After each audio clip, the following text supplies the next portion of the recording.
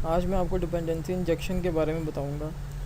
आपने बहुत से डिज़ाइन पैटर्न्स के बारे में सुना होगा, जैसे कि abstract factory pattern, singleton pattern. उसी तरह डिपेंडेंसी इंजेक्शन भी एक डिज़ाइन पैटर्न है जिसकी मदद से हम अपने कोड के अंदर से डिपेंडेंसीज़ को रिमूव करते हैं, कोड कपलिंग को रिमूव करते हैं और कम्प्लेक्स कोड को सिंपल बनाते हैं। डिपेंडेंसी इंजेक्शन समझने से पहले आपको कोड डिपेंडेंसी के बारे में पता होना चाहिए। कोड डिपेंडेंसी से मुराद ये है कि एक क्लास किसी दूसरी क्लास के ऊपर डिपेंड कर रही है। जैसे कि हमने पहले बहुत से एग्जांपल्स में देखा था कि हमारी मॉडल क्लास डेटाबेस की क्लास पर डिपेंड कर रही होती है। जब भी उसे डेटाबेस में कुछ भी इंसर्ट करना हो, कुछ भी डेटाबेस से फेच करना हो, तो मॉडल क्लास हमारी डेटाबेस की क्लास के ऊपर डिपेंड कर रही होती है। अब डिपेंडेंसी इंजेक्शन के अंदर हम ये सब डिपेंडेंसी अपनी मॉडल क्लास के अंदर पुश कर देंगे। ये किस तरह से करेंगे ये मैं आपको अभी कोड के अंदर दिखाता हूँ। डिपेंडेंसी इंजेक्शन यूज़ करने के लिए सबसे पहले हमें कुछ चीज़ें डाउनलोड करना पड़ेंगी। आप सबसे पहले अपने प्रोजेक्ट के ऊपर राइट क्लिक करेंगे, ये manage and you get packages पर क्लिक करेंगे।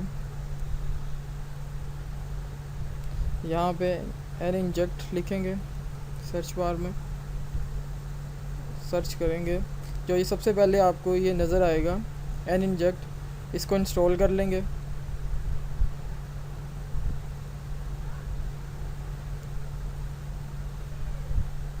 इसी तरह एन इंजेक्ट MVC3 को भी इंस्टॉल कर लेंगे। I accept. और एन इंजेक्ट वेब कॉमन को भी इंस्टॉल कर लेंगे। एन इंजेक्ट का पैकेज जब आप अपने प्रोजेक्ट के अंदर इंस्टॉल कर लेंगे तो ऐप स्टार्ट के फोल्डर के अंदर एक फ़ाइल ऐड हो जाएगी एन इंजेक्ट वेब कॉमन के नाम से। इसका इस्तेमाल मैं आपको बाद में बताऊंगा। ये एक प्रोजेक्ट है जो मैंने पहले से बना के रख लिया हुआ है। इसके अंदर एक डेटाबेस भी बनी हुई है जिसके अंदर एक टेबल यूज़र के नाम से है जो सिर्फ यूज़र्स का नेम और पासवर्ड और आईडी सेव करता है। इसी तरह मैंने एक व्यू भी पहले से क्रिएट कर लिया हुआ है क्रिएट के नाम से। इसको मैं आपको चला के भी दिखा देता हूँ। ये क्रिएट का एक फॉर्म पहले से बना हुआ है जो यूज़र का नेम और पासवर्ड लेता है और उसको डेटाबेस के अंदर सेव कर देता है। अब मेनली जो चीज़ मैंने आपको सिखानी है वो डिपेंडेंसी इंजेक्शन है। डिपेंडेंसी इंजेक्शन के लिए सबसे पहले हम मॉडल के फोल्डर के अंदर एक इंटरफेस ऐड करेंगे। इसका कोई भी नाम रखें, मगर वो नाम हमेशा आई से शुरू होना चाहिए।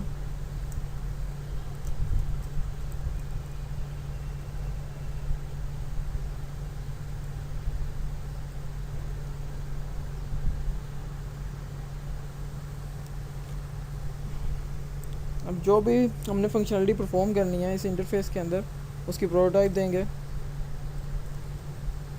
जैसे कि इस सिनेरियो के अंदर मैंने यूज़र का डेटाबेस लेना है और उसको डेटाबेस के अंदर सेव करवाना है, तो मैं एक सेव का फंक्शन लिख रहा हूँ जो एक यूज़र टाइप का ऑब्जेक्ट लेगा।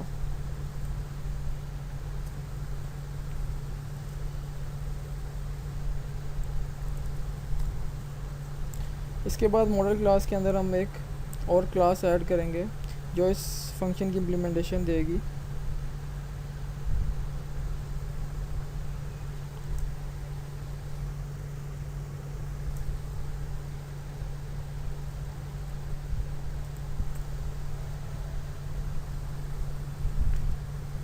ये क्लास इनहेरिट कर रही है आई यूज़र रिपोजिटरी के इंटरफेस को। इस क्लास के अंदर हम अपने उस सेव के फंक्शन की इम्प्लीमेंटेशन देंगे।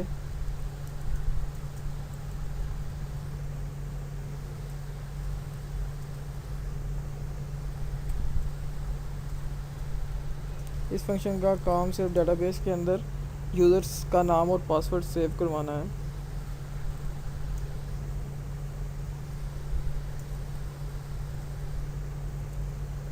डेटाबेस का ऑब्जेक्ट क्रिएट करेंगे।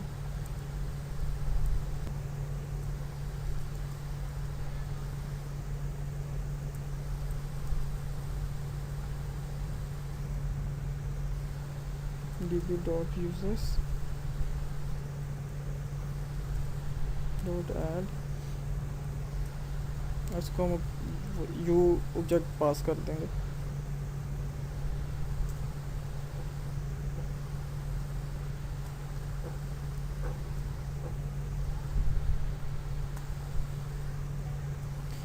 अब कंट्रोलर के अंदर जाके भी हम कुछ चेंजेस करेंगे।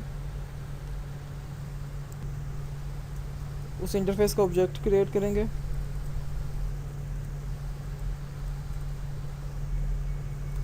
उसके बाद कंट्रोलर का कंस्ट्रक्टर लिखेंगे।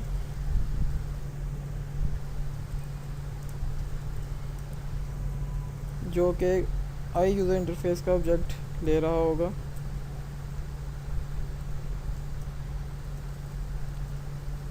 ये ऑब्जेक्ट हम अपने रेपो के ऑब्जेक्ट को पास कर देंगे।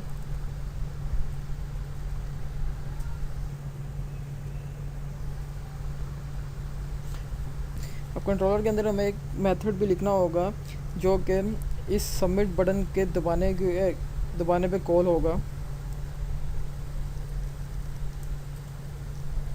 ये HTTP पोस्ट टाइप का मेथड होगा।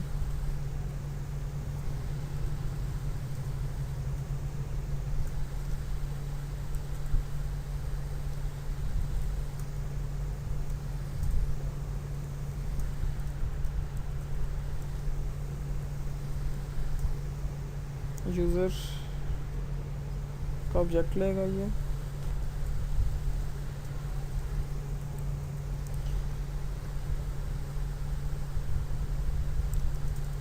अब इस फंक्शन के अंदर हम बताएंगे कि हमें कौन सा इंटरफेस का फंक्शन कॉल करना है।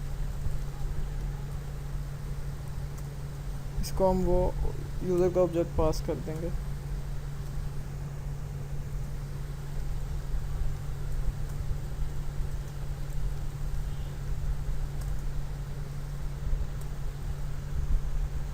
मैं आपको चला के दिखाता हूँ।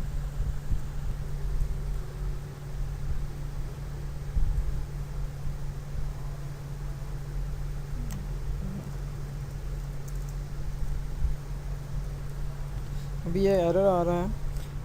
हमें इस ऐप स्टार्ट की फ़ाइल के अंदर भी एक लाइन लिखनी होगी जिसके अंदर हमें बताना होगा कि हमने कौन से इंटरफेस को किस रेपोजिटरी के अगेंस्ट बाइंड करना है। उसके लिए एक लाइन लिखनी होगी, colonel dot bind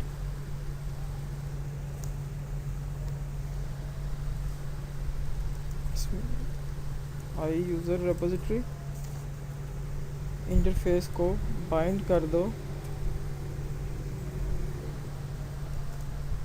to user repository class से।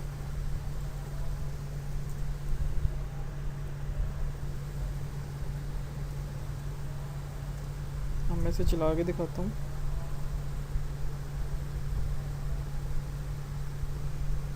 यहाँ पे कोई भी नाम दे सकते हैं आप।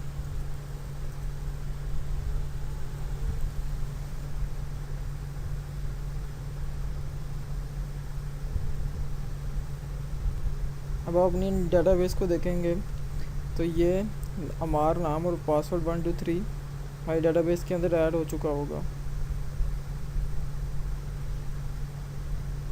ये आप देख सकते हैं 3 नंबर आईडी के अगेंस्ट हमार और पासवर्ड 12345 सेव हो चुका है।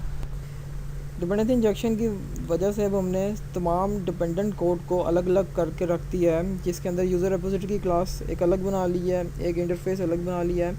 अब कल को अगर हमारा क्लाइंट आता है और वो हमें कहता है कि मैंने डेटाबेस के अंदर सेव नहीं करवाना यूज़र का डाटा, मुझे फ़ाइल हैंडलिंग के अंदर सेव करवाना है, तो जस्ट हम एक नई रेपोजिटरी की क्लास बनाएंगे, उसको इस आई यूज़र इंटरफेस इनवाइट करवाएंगे और जस्ट हम नई फंक्शनलिटी ऐड कर देंगे जो कि फ़ाइल के अंदर डाटा को सेव करेगी।